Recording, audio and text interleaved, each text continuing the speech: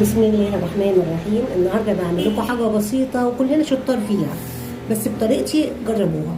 رز بالشعريه. الرز بالشعريه ده ممكن اخليه وجبه مع شويه سلطه، مع بيضايه مسلوقه، او مع حته بانيه، او مع سبع كفته وطبق السلطه. خلاص. بقى وجبه. ان شاء الله شوفوا طريقته وان شاء الله يعجبكم باذن الله. بصحه وهنا عليكم. بسم الله الرحمن الرحيم. النهارده هنعمل لكم رز بالشعريه بجد هيعجبكم قوي لو تعرفوا نفس الخطوات ديت. هنا الزيت او السمنه اللي عندك وتحبي تحطيه، يعني 3-4 معالق. هيسخنوا شويه تحطي الشعريه. الشعريه ممكن قرب ربع كيلو شعريه.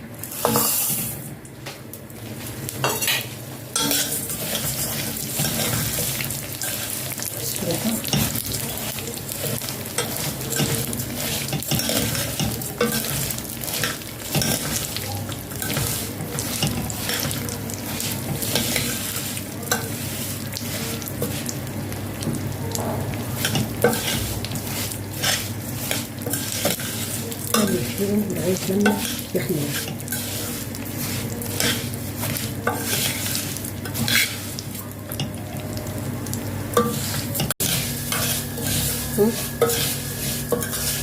استمر في التقليب والتحمير لغاية لما يبقى لونه غامق مش فاتح. انا بحب الشعرية عن نفسي تبقى باينة في الرز، يعني في ناس بيعملوها فاتحة قوي تبقى مع الرز كده كانوا الاتنين فاتحين. لا، انا بحب الطريقه ان انا بغمق شويه.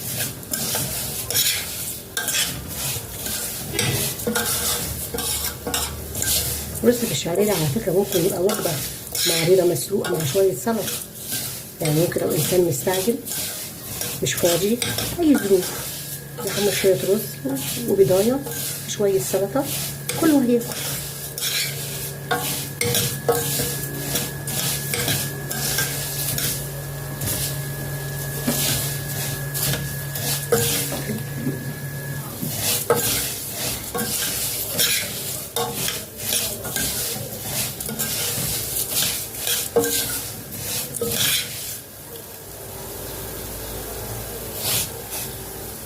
برضو لسه شويه، انتوا هتشوفوه ان هو غامق. لا لسه شويه.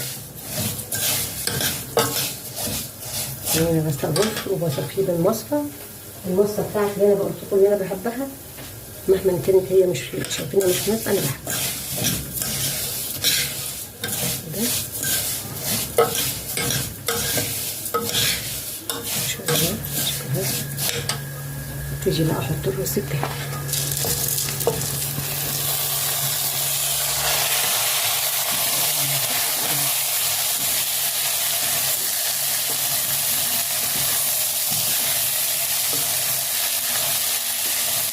نجيب الماء نحط بقية الرز.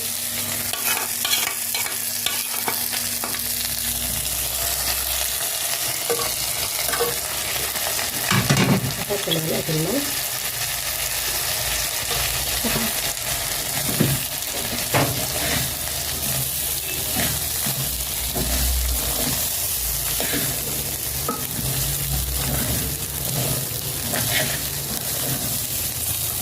نقلب لغايه ما اتاكد ان الزيت وصل لحبايه حبايه، يعني ده بيفرق كتير قوي في الطعم.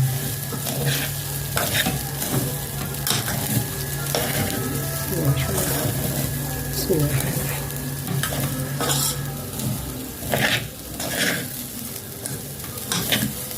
كده كويس. ترجع اضيف الميه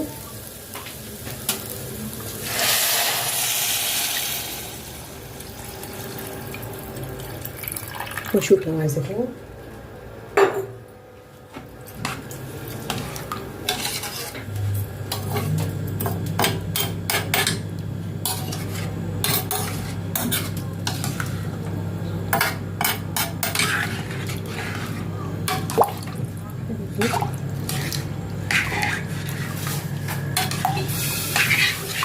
خلاص كويس كده.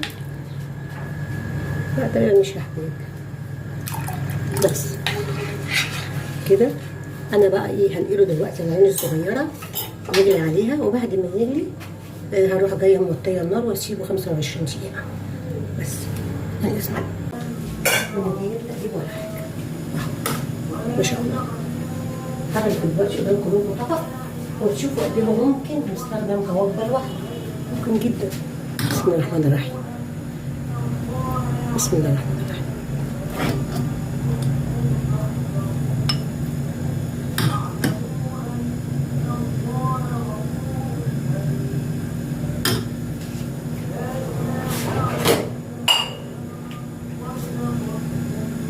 اهو يا جماعه قد ايه جميل.